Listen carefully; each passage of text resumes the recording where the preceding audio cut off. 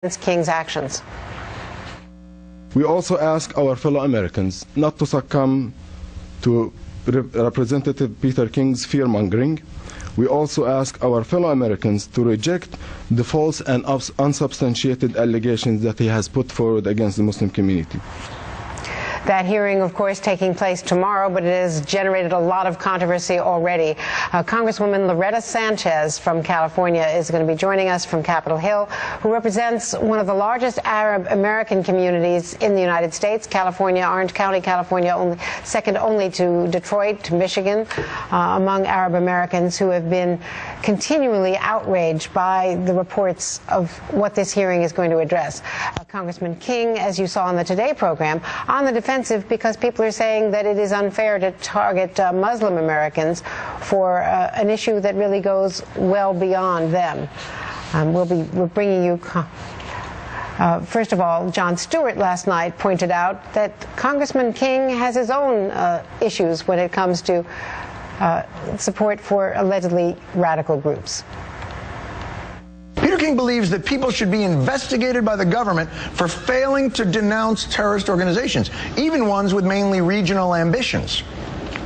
Hey, I wonder if there's anyone else Peter King thinks we should investigate, who in the past has shown sympathies for these types of groups.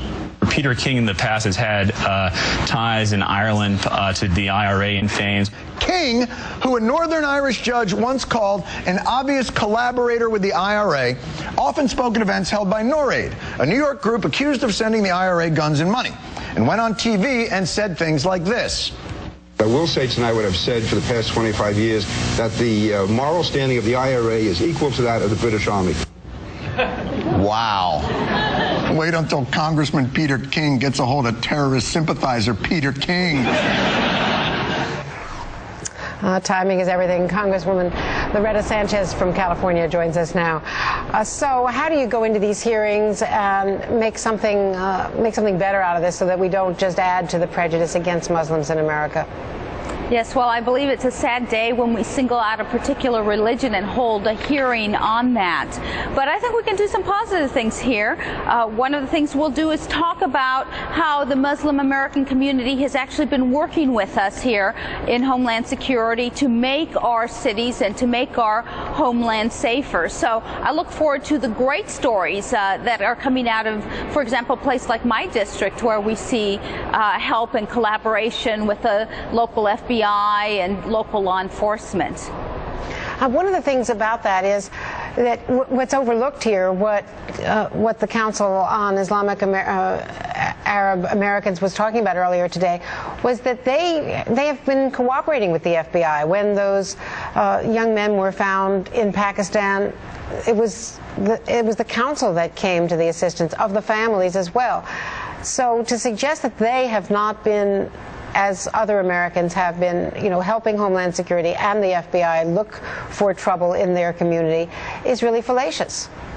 Absolutely. I represent one of the largest Arab and Muslim communities across the nation, and they have been working hand in hand. Local law enforcement, for example, in the city of Anaheim, where we have Little Gaza, or the Arab and Muslim area, businesses, thriving businesses. These people left their countries, as we can now see, because of the dictatorships and lack of freedoms that existed in their home countries, and they've come and they've really hung on to the American dream. They've become entrepreneurs. They've set up their businesses. They're working with our community. They've become part of law enforcement, part of those people around the table that work with us to ferret out those that would hurt all Americans.